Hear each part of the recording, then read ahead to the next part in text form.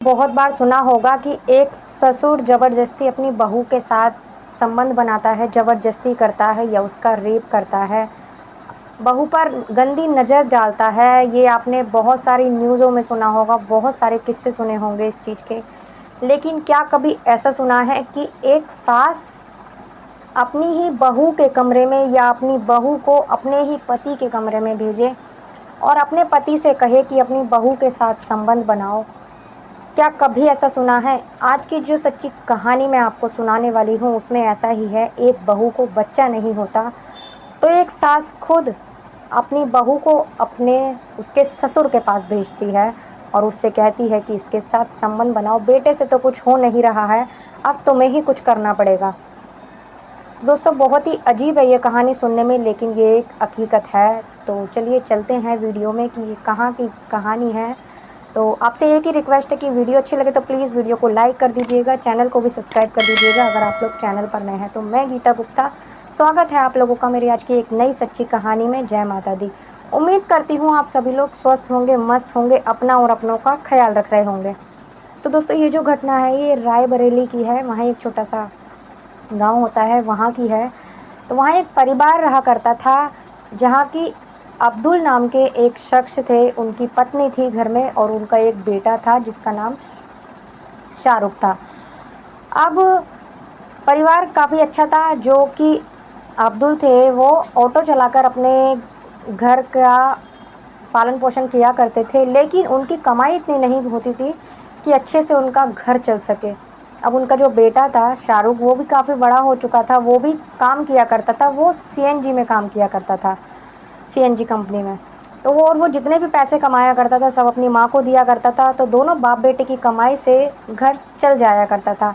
अब जो शाहरुख था वो काफ़ी बड़ा हो चुका था। अब उसकी शादी के लिए लड़की तलाशना शुरू करते हैं। लड़की तलाशते एक इंसान उन्हें लड़की बताता है जिसका नाम फ़ातिमा होता है और वो लड़की देखने जाते हैं। शाहरुख अपने माँ बाप के संग जब लड़की देखने जाता है तो जो फ़ातिमा होती है वो बहुत खूबसूरत होती है और उन लोगों को लड़की पसंद आ जाती है और लड़की वाले भी शाहरुख को पसंद कर लेते हैं क्योंकि देखने में शाहरुख भी अच्छा खासा था और फिर काम भी वो करता था, तो इसीलिए उनकी शादी कर देते हैं। शादी हो जाती है। शादी कर फ़ातिमा अपने ससुराल आ जाती है। आने के बाद सब कुछ ठीक ठाक चल रहा होता है, सभी बहुत खुश होते हैं। अब धीरे धीरे करते करते 1.5 साल निकल जाता है शादी को, लेकिन फ़ातिमा के कोई औलाद नहीं होती। अब जब किसी भी महिला को कोई बच्चा नहीं होता या घर की बहू को बच्चा नहीं होता तो अपने बेटे को कोई कुछ नहीं कहता, लेकिन ताने बहू को ही सुनने पड़ते हैं। इस केस में भी यही था कि फ़ातिमा को आए दिन उसकी सास ताने दिया करती थी कि तेरे बच्चा क्यों नहीं हो रहा है। अब इस चीज़ को लेकर आए दिन घर में कलेश होने लगता है। जब कलेश होने लगता है तो ऐसा नहीं कि फ़ातिमा और शाहरुख ने डॉक्टर को नहीं दिखाया था, डॉक्टर से इलाज भी करवाया था, हर जगह ट्रीटमेंट भी करवाया था, लेकिन उन सब का कोई असर नहीं हुआ था और उन दोनों को बच्चा नहीं हुआ था। उसके बाद एक दिन उनके घर पे एक रिश्तेदार आती है जो कि उसकी सास को बोलती है, फ़ातिमा की सास को, कि पास में ही एक मौलवी है जिनके जहाँ जाने से जिनके बच्चा नहीं होता है उसको भी बच्चा हो जाता है। तो ये बात सुन के वो बहुत ज़्यादा खुश होती है और अगले ही दिन वो अपनी बहू को फ़ातिमा को लेकर वहाँ जाती है उस मौलवी के यहाँ। जब वो जाती है तो मौलवी फ़ातिमा और उसकी सास को देखता है, काफ़ी देर तक वो झाड़ फूँक करता है उसके ऊपर। उसके बाद फ़ातिमा के साथ वो अश्लील हरकत करने लगता है, गलत हरकत करने लगता है। ये जब उसकी सास देखती है तो उसे बहुत ज़्यादा बुरा लगता है और वो उस मौलवी को खूब खरी-खोटी सुनाती है और उल्टा-सीधा बोलती है, उसे डाँटती फरकाटती है और अपनी बहू को लेकर अपने घर आ जाती है। आने के बाद अब फिर से वही कि बच्चा नहीं हो रहा, आगे वंश कैसे चलेगा, यही सब चल रहा था। उसके बाद जो उसका बेटा होता है शाहरुख, वो अपनी कंपनी में मतलब काम बहुत अच्छा करता था, तो जो उसका मालिक होता है वो उसको काम से खुश होकर उसको कहता है कि हमारी लखनऊ में भी एक ब्रांच है, तुम वहाँ जाकर वहाँ का काम संभालोगे तो तुम्हारी सैलरी भी बढ़ जाएगी और तुम्हें वहाँ रहने के लिए मकान भी मिलेगा और तुम्हारी खाने की व्यवस्था भी की जाएगी, इसलिए तुम वहाँ चले जाओ, वहाँ का काम संभालो। तो शाहरुख जो होता है वो कहता है पहले मैं अपने परिवार से बात करूँगा उसके बाद आपको बताऊँगा। तो उसका जो मालिक होता है उससे बोल देता है। अब वो अपने घर पे बात करता है। इस शाहरुख की जब ये बात सुनते हैं कि इसको रहने की भी जगह मिलेगी, रहने के लिए मकान भी मिलेगा, रोट खाना भी मिलेगा और फिर उसकी सैलरी भी बढ़ जाएगी, तो वो लोग तैयार हो जाते हैं और फिर शाहरुख अपना घर छोड़कर वहाँ काम के लिए चला जाता है। फ़ोन पर वो अक्सर बात किया करता था। अच्छा, उसने ये बात पहले ही तय कर ली थी कि मैं महीने में एक बार अपने घर जाया करूँगा, तो ऐसा ही होता था। शाहरुख महीने में एक बार अपने घर आया करता था। ऐसे ही वक्त बीतता जाता है। अब एक दिन शाहरुख की जो माँ होती है और शाहरुख के पिता से कहती है कि शाहरुख से तो कुछ हुआ नहीं, इतने साल हो गए शादी को और अभी तक तो वो बच्चा पैदा कर नहीं पाया है, अब तुम्हें ही कुछ करना पड़ेगा। जब वो ये बात अपने पति को बोलती है, एक तो उसे खुद ही शर्म आनी चाहिए थी कि वो एक माँ होकर अपनी बहू के लिए ऐसा सोच रही है, और फिर दूसरी बात अजीब ये हुई कि वो अपने ही पति से बोल रही है उसकी ही बहू के साथ ऐसा करने को। जब वो उसको बोलती है तो वो एक बार भी मना नहीं करता और वो इस बात के लिए तैयार हो जाता है। जब वो तैयार हो जाता है तो अगले ही दिन वो रोज की तरह सुबह अपने काम पर निकलता है ऑटो लेकर। तो उसका ससुर शाम को आता है तो बहुत ज़्यादा नशे में, बहुत ज़्यादा शराब पीकर आता है। आने के बाद वो सीधा अपने कमरे में चला जाता है। अब जो उसकी सास होती है उसको बोलती है कि जा, तेरे ससुर की तबीयत ठीक नहीं है तो जा उनसे पानी और खाने की पूछ कर आ। जब वो वहाँ जाती है, जाने के बाद उसको पूछती है कि अब्बू आपको खाना चाहिए, पानी चाहिए, तो ऐसा कहने के बाद वो उससे बात कर ही रही होती है, पूछ ही रही होती है।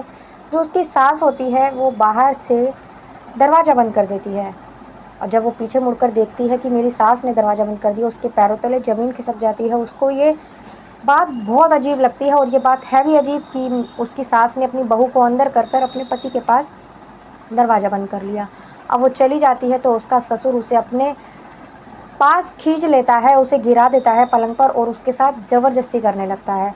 लेकिन वो बहुत ज़्यादा रोती है, गिड़गिड़ाती है और मना करती है कि आप मेरे पिता के समान हैं, लेकिन वो उसकी एक नहीं सुनता, क्योंकि वो उस दिन बहुत ज़्यादा नशे में भी होता है और फिर उसके ऊपर तो एक शैतान सवार था उस वक्त। और फिर वो फ़ातिमा के साथ ज़बरदस्ती करता है और उसके सारे कपड़े फाड़ देता है, उतार देता है।